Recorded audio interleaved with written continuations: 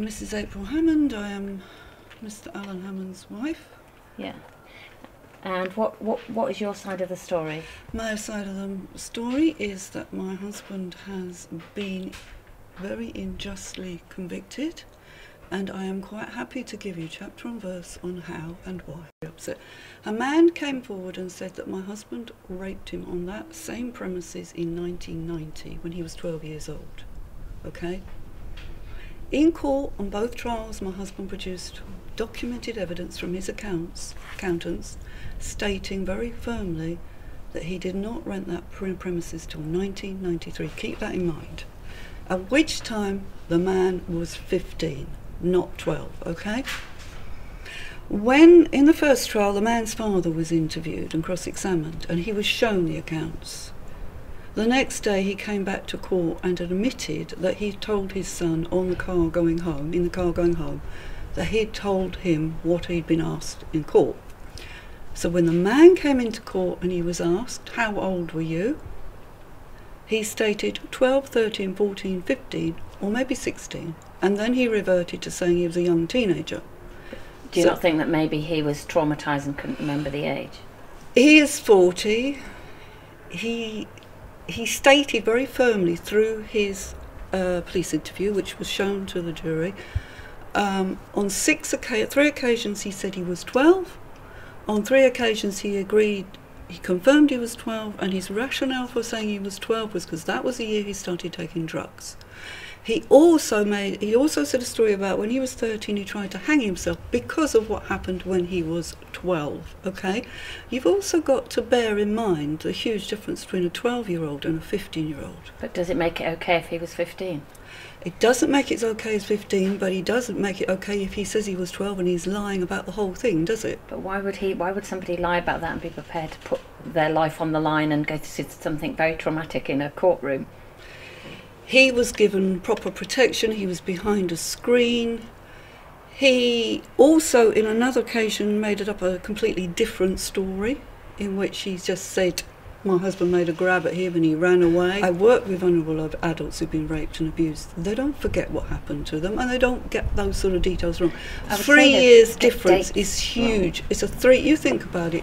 Think about when you were 12 and when you were 15, how it was. Can you remember you were 12? I can't remember. It would blur. For me personally, it would blur. Because nothing probably happened.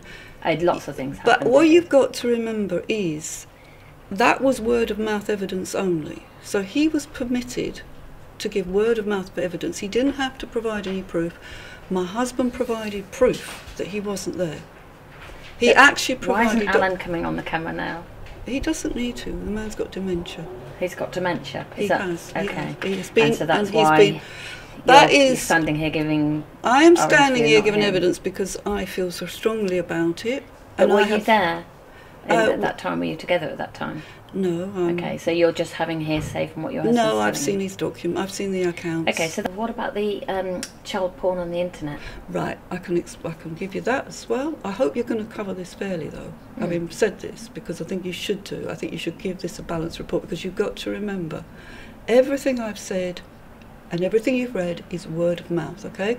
The prosecution produced no evidence to support any of this. Not one scrap of evidence. But they can't when it's historic sexual But my husband did produce evidence, yes, but that doesn't mean just because they can't produce it, that shouldn't be factored in. Right, a police officer stood up in court and lied at the last trial. He said that my husband's computer, they found 3 indecent images. He said, when he was asked if it was a pop-up, he said it was extremely unlikely. And he said it in quite an arrogant manner, if you like, to say, well, it's not likely, that couldn't happen.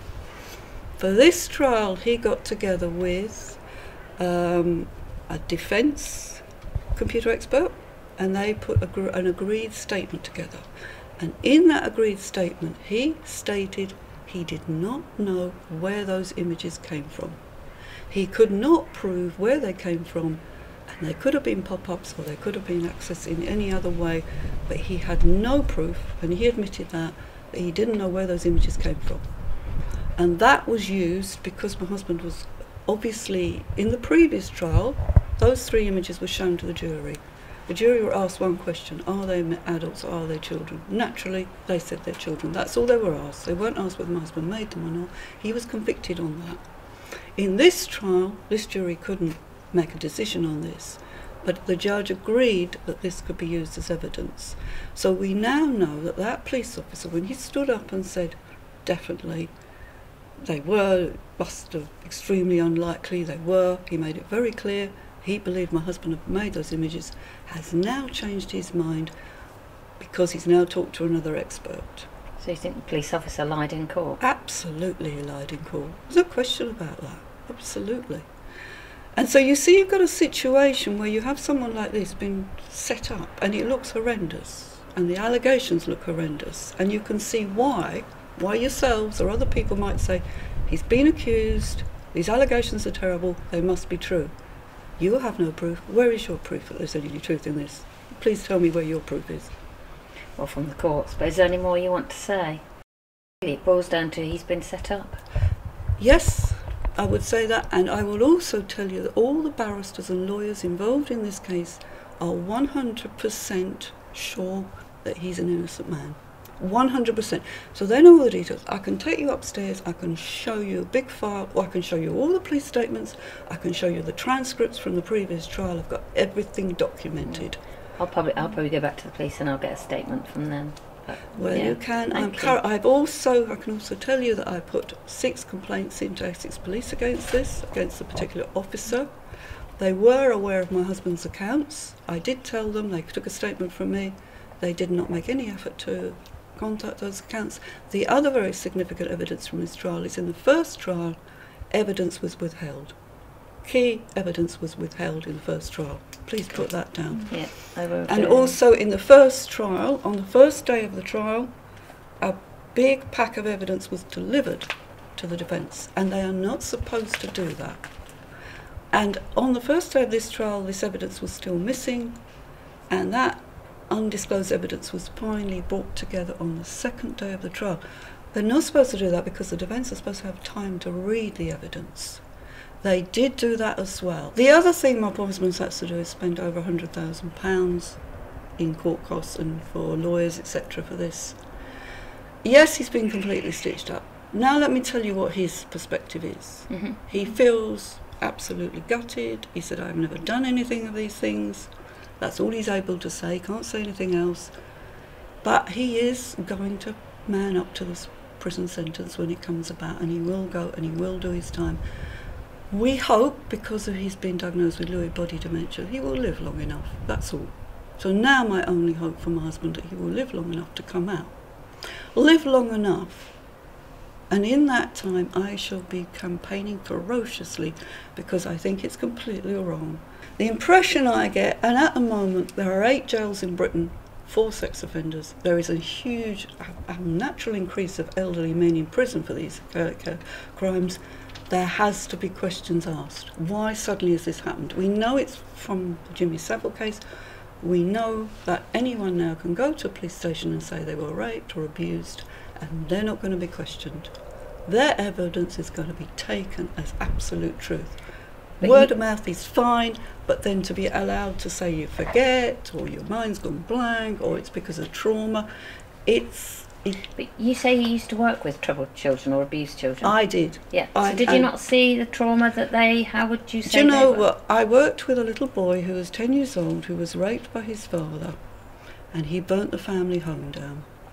Let me tell you that children who are raped and abused react at the time. There. It didn't happen. He said, what can I say? None of these things happened. Okay. He said, how can I defend myself against fantasies? He can't. All he could say is it didn't happen. He can't even say, I was there, but this didn't happen, this happened. He's got no alternative stories. If you're confronted with fantasies, now you can't deny that people make up fantasies. And what I will tell you, I worked with these people, and some of them told the truth, and some of them told lies. It's the truth. Some people tell lies as well. Not everybody tells the truth about this. And when there's lots of stories going around, there's lots and lots of stories to feed off. So there's a lot more I could say, But I think you can now. I can tell by your looks on your faces.